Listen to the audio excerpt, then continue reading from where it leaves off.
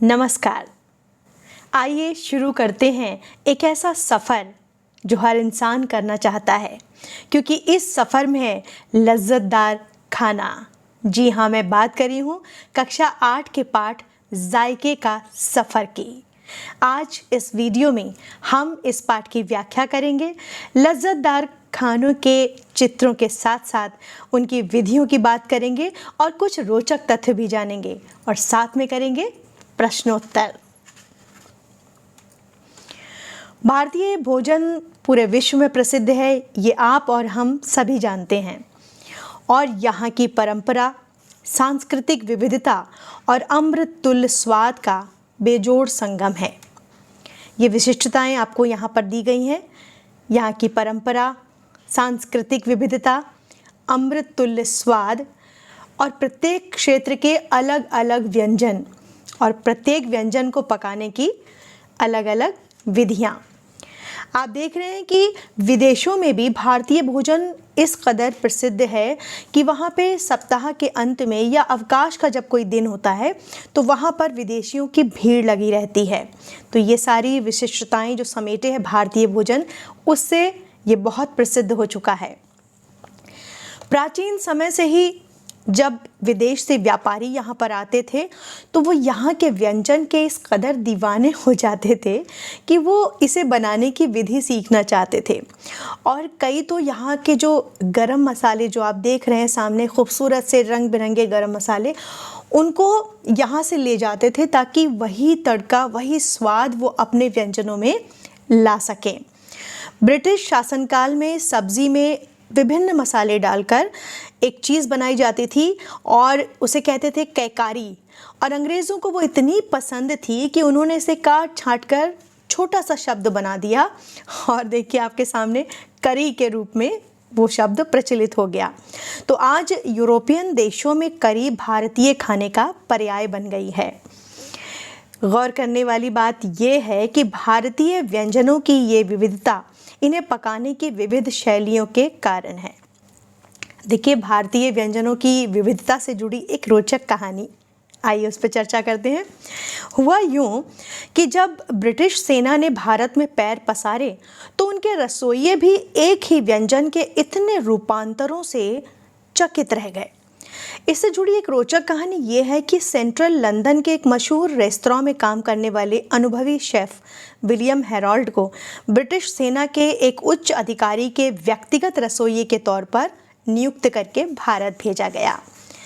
एक दिन उस अधिकारी को वहाँ के स्थानीय व्यंजन भेल पूरी चखने का मौका मिला। उसे वो इतनी पसंद आई कि उसने विलियम को बोला कि आप भेलपूरी बनाइए और मुझे ऐसी ही भेलपूरी चाहिए। अब विलियम के लिए भेलपूरी बनाने की विधि का पता लगाना आसान काम नहीं था, क्योंकि उस समय खाना बनाने की विधियां मौखिक रूप से ही एक पीढ़ी से दूसरी पीढ़ी तक पहुंचाई जाती थीं, यानी लिखित रूप में कोई सामग्री उपलब्ध नहीं थी। आज आप चाहते हैं तो आप आसानी से चीज़ों को ढूंढ सकते हैं। अब नतीजा ये हुआ कि विलियम को भेलपूरी बनाने की विधि जानने के लिए घर घर जाना पड़ा, लेकिन पूरे दिन छानबीन के बाद भी वो भेलपूरी बनाने की कोई एक विधि नहीं खोज पाया, क्योंकि हर घर में ये व्यंजन अलग तरह के मसालों और तेल से बनाया जाता था। तो देखिए आपने भारतीय खाने की खूबी। मूल सामग्री एक होने पर भी उसमें डाले जाने वाले मसालों और पकाने की शैली की भिन्नता के कारण जो तैयार व्यंजन होते हैं उसका स्वाद और रंग रूप दोनों बदल जाते हैं। और ये बहुत ही ख़ास बात है भारतीय व्यंजनों की। ये जो विविधता है उसके आधार पर यहाँ के खाने को 4 क्षेत्रीय शैलियों के रूप में प्रचलित माना जाता है। आप देखते ही हैं कि उत्तर भारत की अरहर की दाल गुजराती या हैदराबादी दाल से भिन्न होगी। गुजराती दाल में हल्की सी खटास और हल्की सी मिठास भी होगी। तो ये जो स्वाद होते हैं, ये विविधता कैसे क्षेत्रों के हिसाब से आती है, उसके आधार पर हम जो 4 शैलियाँ हैं उनकी चर्चा करते हैं। सबसे पहले हम लोग बात करेंगे उत्तर भारतीय शैली की। और उत्तर भारतीय शैली जो व्यंजन बनाने की है उसके अंतर्गत कश्मीर, पंजाब, उत्तर प्रदेश, हरियाणा, हिमाचल प्रदेश और उत्तराखंड के व्यंजन शामिल हैं। उत्तर भारतीय व्यंजनों पर मुग़ल काल का प्रभाव अधिक दिखाई देता है, इसलिए तरी वाली जो सब्जियां हैं उनमें आप देखेंगे दूध, पनीर, घी, दही का खूब प्रयोग होता है। और अदरक लहसुन का जो आप पेस्ट डालते हैं, लौंग, काली मिर्च, दालचीनी, इलायची, केसर और सूखे मेवों से भी बड़े लजीज व्यंजन बनाए जाते हैं जो यहाँ की थाली को बड़ा शाही सा रूप दे देते हैं। और तंदूरी खाना इस शैली की विशेषता है। आप देखिए दूध, पनीर आपके सम्मुख है। जानती हूँ जी ललचा रहा होगा इस सबको देखकर, लेकिन थोड़ा सा ज़ुबान पे अभी ये देखिए यहाँ का प्रसिद्ध समोसा, इसे कहीं पे तिकोना भी कहा जाता है क्योंकि इसके 3 कोने होते हैं। तो उबले आलू और मौसमी सब्जियां भी कहीं कहीं पे भर दी जाती हैं, ख़ासतौर पे आलू के साथ मटर लोग डालते हैं जब वो आती है ताज़ी मटर। तो ये उत्तर भारतीय नाश्ता समोसा आज उत्तरी अमेरिका और मध्य पूर्व के देशों में, अफ्रीका आदि में भी खूब शौक़ से खाया जाता है। चटपटे अचार और चटनियों के बिना तो उत्तर भारतीय थाली अधूरी ही मानी जाएगी। दम आलू, चिकन टिक्का, तंदूरी चिकन, दाल मखनी, छोले भटूरे, इस तरह के बहुत सारे व्यंजन। और देखिए मिठाइयों में जलेबियाँ, ज़रूर आपके मुंह में पानी आ रहा होगा। ये देखिए यहाँ के लजीज व्यंजन जिन्हें देख के ही आपके मुंह में पानी भर आए। काजू कतली आप में से बहुत सारे लोग पसंद करते हैं, ये यहाँ के प्रसिद्ध व्यंजनों में है। गुलाब जामुन को कैसे आप भूल सकते हैं। जब रसे से भरी हुई गुलाब जामुन आपकी आँखों के सामने आती है तो अच्छे अच्छे जो हैं वो नियंत्रण खो देते हैं और एक की जगह 2 गुलाब जामुन तो खा ही लेते हैं। अब हम बात करेंगे दक्षिण भारतीय व्यंजन शैली की। इसमें तमिलनाडु, कर्नाटक, आंध्र प्रदेश और केरल राज्य आते हैं। हालांकि इनमें से प्रत्येक राज्य के व्यंजन के स्वाद और पकाने की विधि में विविधता दिखाई देती है, लेकिन एक चीज़ गौरतलब है कि चावल और नारियल का उत्पादन इन राज्यों में खूब होता है, इसलिए इन दोनों का प्रयोग यहाँ के व्यंजनों में बहुतायत से होता है। देखिए एक सीधी सी बात है, जिस क्षेत्र में जो चीज़ बहुतायत से उपलब्ध होगी उसका प्रयोग वहाँ के व्यंजनों में होगा।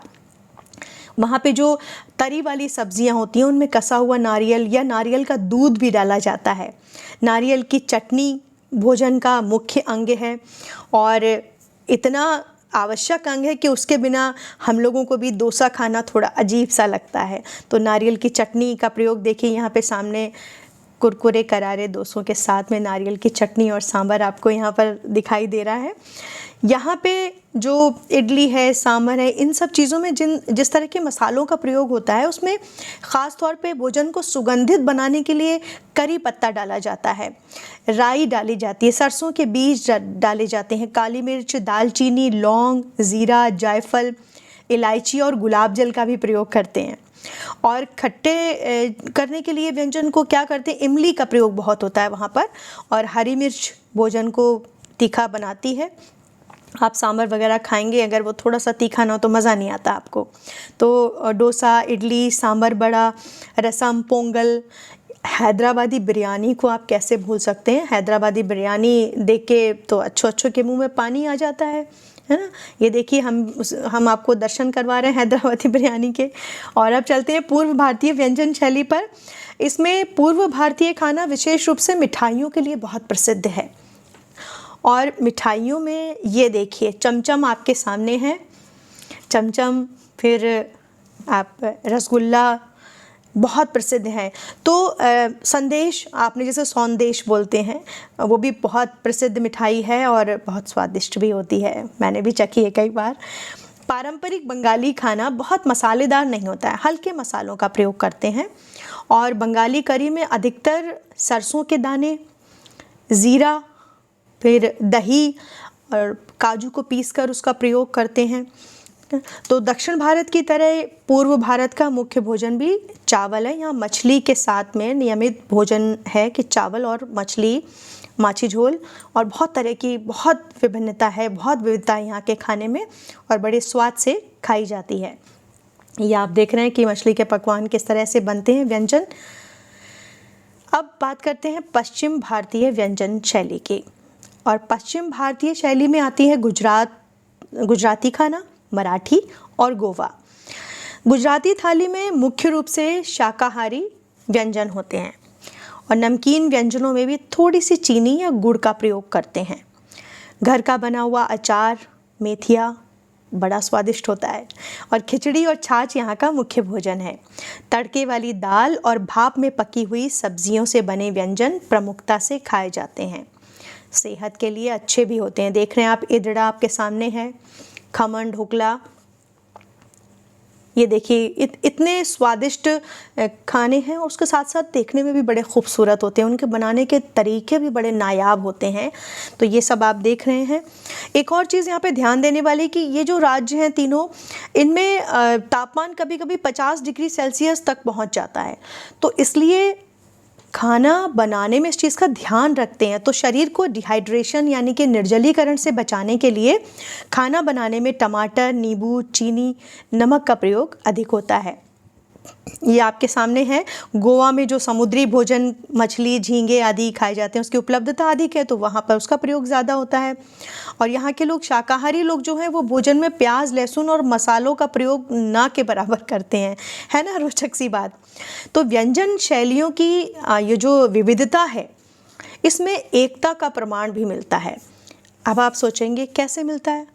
भाई, जब उत्तर भारत के लोग इडली डोसा चाव से खाते हैं, तो वहीं दक्षिण भारत के लोग दाल रोटी और दाल सब्जी भी बड़े चाव से खाते हैं।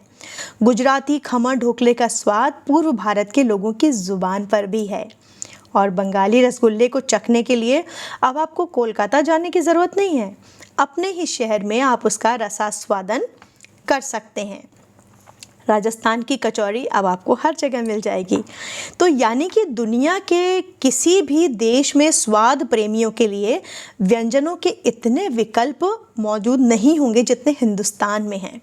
और भारतीय मिठाइयाँ तो हम सबको पता है, यहाँ की मिठाइयाँ पूरे सब जगह बहुत प्रसिद्ध हैं। ये देखिए, मोमोज़ आज कहाँ नहीं मिलते, हर जगह उपलब्ध हैं। तो ये जो खाने हैं, इसने कैसे एकता का प्रमाण दिया है कि सब, जब हम अपने खाने एक दूसरे से बदलते हैं, एक दूसरे को देते हैं, तो हम उसके साथ साथ अपनी संस्कृति भी साझा करते हैं, अपना प्यार साझा करते हैं, अपनी मोहब्बत साझा करते हैं। और वो प्यार और स्नेह इन कटोरियों के आदान प्रदान में जो हम अपने पड़ोस में देते हैं, उससे प्रकट होता है। और जब हम कहीं का भोजन खाते हैं, हम उस देश से प्यार कर रहे हैं, हम वहाँ की संस्कृति से प्यार कर रहे हैं। तो ये हमें उदार बनाता है और ये चीज़ खानों के साथ में जुड़ी हुई है। तो भारतीय मिठाइयों की मैं बात कर रही थी कि पूरे इंग्लैंड, फ्रांस और संयुक्त राज्य में इतनी लोकप्रिय हैं कि इन्हें यूरोपियन और उत्तरी अमेरिकन व्यंजनों में शामिल कर लिया गया है। बंगाली रसगुल्ला, पायसम यानी कि खीर, श्रीखंड, मैसूर पाक, गुलाब जामुन, जलेबी, हलवा और कुल्फ़ी, ये कुछ ऐसी मिठाइयाँ हैं जो बहुत ही पसंद की जाती हैं अंतर्राष्ट्रीय स्तर पर। और 7 समंदर पार के जो लोग हैं, वो इनका नाम सुनते ही उनके ज़ुबान पर भी पानी आ जाता है, उनके दिलों में मिठास घुल जाती है। और पिछले कुछ दशकों में वैश्वीकरण यानी कि ग्लोबलाइजेशन के चलते भारत और अन्य देशों के लोगों का अंतर्राष्ट्रीय स्तर पर आवागमन बढ़ा है। विभिन्न नागरिकताओं का प्रभाव निश्चित रूप से भोजन की थाली पर भी पड़ा है। यानी अब अनेक विदेशी व्यंजन भी भारतीय रूपांतरों के साथ परोसे जाते हैं।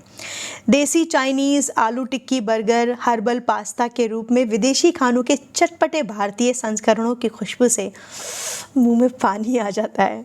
ब्रेड आज भारत के लगभग सभी घरों में नाश्ते के रूप में प्रयोग होती है। पिज़्ज़ा आप सभी खाते हैं और बड़े शौक़ से खाते हैं। तो जो खान पान की इस मिश्रित संस्कृति का सकारात्मक पहलू ये है कि जब तक स्वाद की ये यात्रा जारी रहेगी, वसुधैव कुटुंबकम की भावना पुष्ट होती रहेगी। और अब बारी है प्रश्न उत्तर की। तो आपका बड़ा आसान सा सवाल है कि भारतीय व्यंजनों की लोकप्रियता कैसे प्रकट होती है? तो आप सीधा सा जवाब देंगे कि भारतीय व्यंजनों की लोकप्रियता का सबसे बड़ा उदाहरण है सभी बड़े देशों में मौजूद भारतीय भोजनालय, जहां पर सप्ताह के अंत में या अवकाश के अवसर पर भोजन के लिए विदेशियों की भीड़ लगी रहती है। विलियम को भेलपूरी बनाने की विधि का पता क्यों नहीं चला? हमने अभी पढ़ा था कि विलियम को भेलपूरी बनाने की विधि का पता इसलिए नहीं चला क्योंकि उस समय खाना बनाने की विधियां लिखित रूप में उपलब्ध नहीं थीं और ये व्यंजन हर घर में अलग तरह के मसालों और तेल से बनाया जाता था। गुजराती व्यंजनों की क्या विशेषता है? गुजराती व्यंजन आप जानते हैं, आपने चखे होंगे, स्वाद लिया होगा कि मुख्य रूप से शाकाहारी व्यंजन होते हैं और सभी व्यंजनों में लगभग थोड़ी चीनी या गुड़ डाला जाता है। कड़ी, खिचड़ी और छाछ यहाँ का मुख्य भोजन है। यहाँ भाप में पकाए हुए व्यंजन जैसे ढोकला, खमन, इदड़ा, ये सब चीज़ें प्रमुखता से खाई जाती हैं। किन राज्यों के व्यंजन उत्तर भारतीय शैली से पकाए जाते हैं? कश्मीर, पंजाब, उत्तर प्रदेश, हरियाणा, हिमाचल प्रदेश और उत्तराखंड आदि राज्यों के व्यंजन उत्तर भारतीय शैली से पकाए जाते हैं। ये देखिए आगे आपके सामने चमचम और रसगुल्ले वाला प्रश्न। पूर्व भारतीय खाना किस लिए प्रसिद्ध है? पूर्व भारतीय खाना विशेष रूप से मिठाइयों के लिए प्रसिद्ध है, जैसे रसगुल्ला, चमचम, संदेश आदि। उत्तर और दक्षिण भारतीय व्यंजन शैली में अंतर स्पष्ट कीजिए। देखिए, हमने पहले भी पढ़ा था कि उत्तर भारतीय व्यंजनों पर मुगल काल का प्रभाव यानी मुगलई असर जिसे कहते हैं वो है। उसमें दूध, पनीर, घी, दही का प्रयोग बहुत होता है। अदरक, लहसुन, लौंग, काली मिर्च, दालचीनी, इलायची, केसर और सूखे मेवे से ये व्यंजन बनाए जाते हैं। तंदूरी खाना भी इस शैली की विशेषता है। जबकि दक्षिण भारतीय शैली में नारियल का प्रयोग बहुतायत से किया जाता है। इमली और हरी मिर्च का प्रयोग किया जाता है। भोजन को सुगंधित बनाने के लिए ये लोग करी पत्ता डालते हैं। राई, सरसों के बीज, लौंग, इलायची और गुलाब जल आदि का प्रयोग करते हैं। पश्चिम भारतीय खाने में टमाटर, नींबू, चीनी आदि का प्रयोग अधिक क्यों होता है? याद आ गया ना आपको? हमने पढ़ा था कि इन राज्यों में कौन से राज्य हैं? ये गुजरात, महाराष्ट्र और गोवा। इन राज्यों में तापमान कभी कभी 50 डिग्री सेल्सियस तक पहुंच जाता है और इस कारण शरीर को निर्जलीकरण से, डिहाइड्रेशन से बचाने के लिए खाने में टमाटर, नींबू, चीनी और नमक का प्रयोग अधिक किया जाता है। व्यंजन शैलियों की विविधता के बीच एकता का प्रमाण कब मिलता है? व्यंजन शैलियों की विविधता के बीच एकता यानी यूनिटी इन डाइवर्सिटी, वो प्रमाण देखिए व्यंजनों के माध्यम से कब मिलता है? जब उत्तर भारत के लोग इडली डोसा भी उसी चाव से खाते हैं जिस चाव से दक्षिण भारत के लोग दाल रोटी या दाल सब्जी खाते हैं। गुजराती खमन ढोकले का स्वाद पूर्व भारत के लोगों की जुबान पर भी रहता है और बंगाली रसगुल्ले को चखने के लिए अब हमें कोलकाता जाने की आवश्यकता नहीं है, हम अपने ही शहर में उसका स्वाद ले सकते हैं। अर्थात अब हर क्षेत्र के व्यंजनों का स्वाद हर जगह लिया जा सकता है। वैश्वीकरण का भोजन की थाली पर क्या प्रभाव पड़ा है?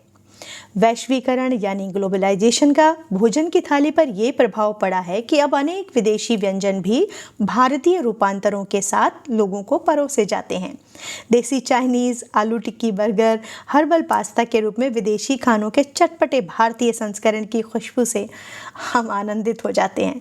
ब्रेड आज भारत के लगभग सभी घरों में नाश्ते के रूप में खाई जाती है। सही मायनों में खान पान की इस मिश्रित संस्कृति से वसुधैव कुटुंबकम की भावना पुष्ट होती है। भारतीय मिठाइयाँ 7 समंदर पार लोगों के दिलों में कैसे मिठास घोलती हैं?